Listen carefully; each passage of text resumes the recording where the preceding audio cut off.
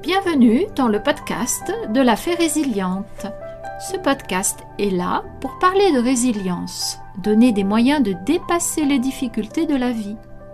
Son contenu, je suis certaine, va vous inspirer, vous motiver pour devenir acteur, actrice de votre vie et ne plus subir, vous encourager à grandir, à évoluer avec plus de clarté.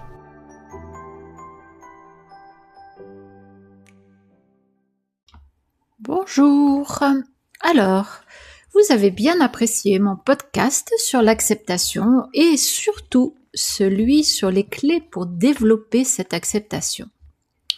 Je vous remets ici les liens vers ces deux vidéos pour que vous puissiez les écouter ou les réécouter. Vous découvrirez de petits détails qui peuvent vous changer la vie. Avant que j'aille plus loin sur le sujet d'aujourd'hui, je vous encourage à vous abonner si ce n'est déjà fait. Le sujet vous ayant plu, pensez à partager mes podcasts autour de vous. Et puis, liker, ce petit geste tout simple m'aide beaucoup pour poursuivre mes interventions et être découverte par d'autres personnes. Donc, suite à mon dernier podcast, il m'a été demandé de parler de l'acceptation de soi. Alors écoutez attentivement, car sur ce thème, tout le monde est concerné, je pense. L'acceptation de soi est une des démarches les plus profondes qu'un être humain puisse entreprendre. Elle ne consiste pas à se résigner ni à abandonner toute volonté de progresser. Elle représente plutôt la capacité de reconnaître qui l'on est, avec ses forces, ses limites, ses réussites, ses erreurs et ses contradictions, sans conditions préalables bien sûr. Dans une société qui valorise souvent la performance, la comparaison et l'apparence, apprendre à s'accepter peut sembler difficile. Beaucoup de personnes grandissent avec l'idée qu'elles doivent devenir quelqu'un d'autre avant de mériter le respect, l'amour ou la reconnaissance. Pourtant, la véritable transformation commence rarement par le rejet de soi.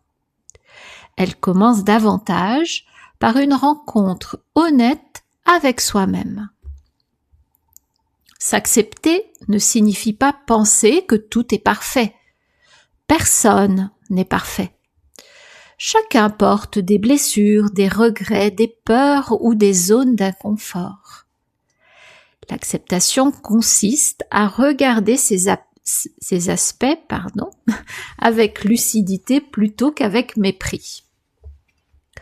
Lorsque nous refusons certaines parties de nous-mêmes, nous dépensons une énergie considérable à les cacher ou à les combattre.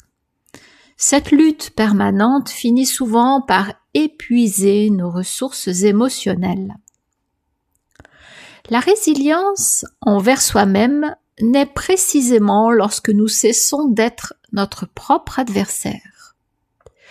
Elle apparaît lorsque nous apprenons à nous traiter avec la même compréhension que celle que nous pourrions offrir à une personne chère.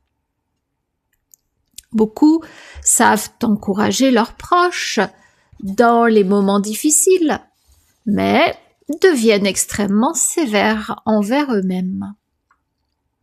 Cette différence de traitement mérite d'être interrogée. Ça vous parle ?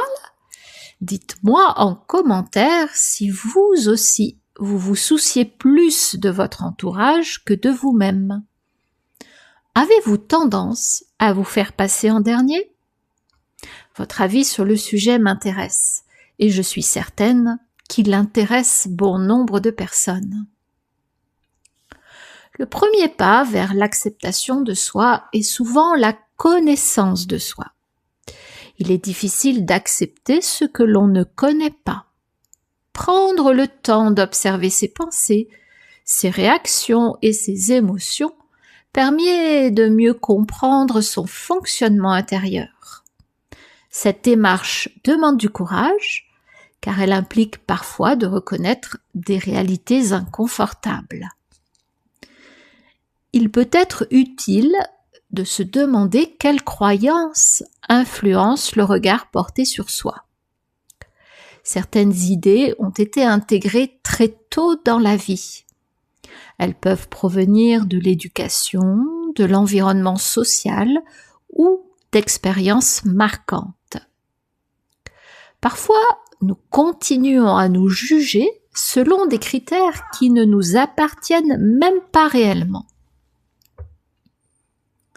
L'acceptation de soi passe également par l'accueil des émotions.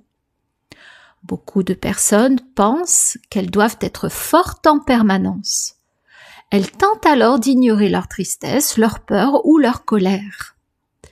Pourtant, les émotions ne disparaissent pas lorsqu'elles sont niées. Elles trouvent souvent d'autres moyens de s'exprimer.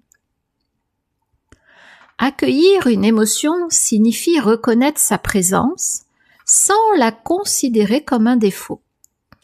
Une émotion n'est pas une faiblesse.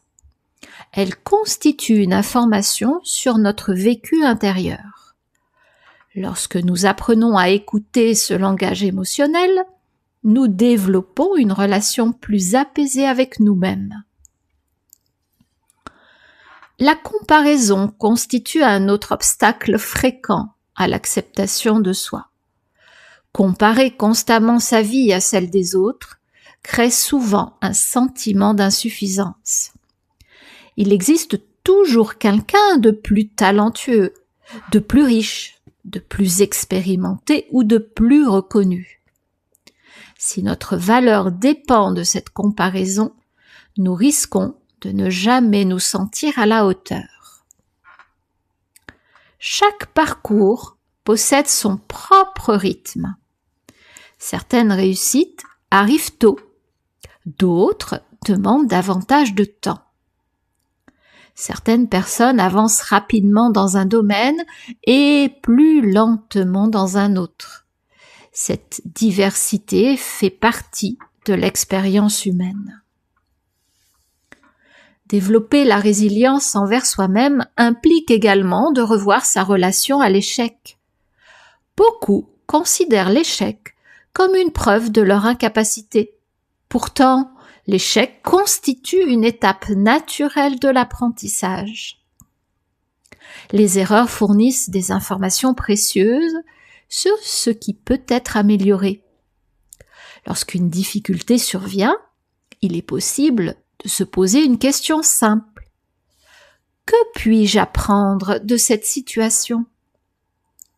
Cette approche ne supprime pas la douleur éventuelle, mais elle permet de transformer l'expérience en source de croissance. La compassion envers soi-même représente un élément central de l'acceptation. Être compatissant envers soi-même signifie reconnaître sa souffrance sans l'amplifier par des critiques excessives. Cela ne revient pas à se trouver des excuses. Il s'agit plutôt d'adopter une attitude équilibrée et humaine. Le dialogue intérieur joue un rôle majeur dans ce processus. Les mots que nous utilisons pour nous parler influencent profondément notre bien-être. Une critique permanente finit par devenir un bruit de fond destructeur. À l'inverse, un langage plus respectueux favorise la confiance et la stabilité émotionnelle. Il peut être utile d'observer la manière dont nous nous adressons à nous-mêmes après une erreur. Les paroles seraient-elles acceptables si elles étaient adressées à un ami ? Si la réponse est non, il est peut-être temps d'adopter un ton plus constructif. Bon, je vais arrêter là pour aujourd'hui car, comme vous pouvez le constater, ce podcast est riche en éléments constructifs pour cheminer vers l'acceptation de soi. Je le poursuivrai dans un autre épisode. J'ajouterai des éléments tout aussi utiles. Si vous avez du mal à faire ce cheminement, sachez que j'offre mon aide pour être sûr d'aller dans le bon sens et surtout vous faire gagner un temps précieux. Comment procéder? C'est simple.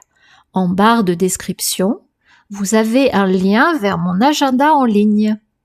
Prenez un premier rendez-vous, qui est totalement gratuit, et nous élaborerons ensemble la route à suivre. L'acceptation de soi n'est donc pas une fin en soi. Elle est le point de départ d'une relation plus saine avec soi-même, d'une résilience plus profonde et d'une existence vécue avec davantage de paix intérieure. À très bientôt pour la suite. Si mes paroles résonnent en vous, si vous vous reconnaissez dans mon témoignage, alors cela signifie que vous êtes au bon endroit. Il n'y a pas de hasard. Je vous encourage à me suivre sur Instagram et Facebook, à vous abonner ici pour découvrir mon parcours et les outils que j'ai mis en place pour m'en sortir. Et surtout pour cheminer et progresser à chaque nouvelle parution. Vous me retrouverez régulièrement à travers mes podcasts sur des sujets divers et variés, mais toujours autour de la résilience. Merci d'avoir écouté cet épisode jusqu'au bout. Je suis ravie d'avoir partagé ce moment avec vous. Si vous avez aimé son contenu, merci de liker, activez le petit pouce sous cette vidéo. Partagez le lien de ce podcast à vos amis, à votre famille, il peut les intéresser. Et laissez un commentaire, faites-moi part de votre impression. Vous pouvez également poser vos questions, j'y répondrai avec grand plaisir. Je vous laisse pour aujourd'hui, vous souhaite une très belle journée et vous dis à bientôt pour un prochain épisode des podcasts de la Fée Résiliente.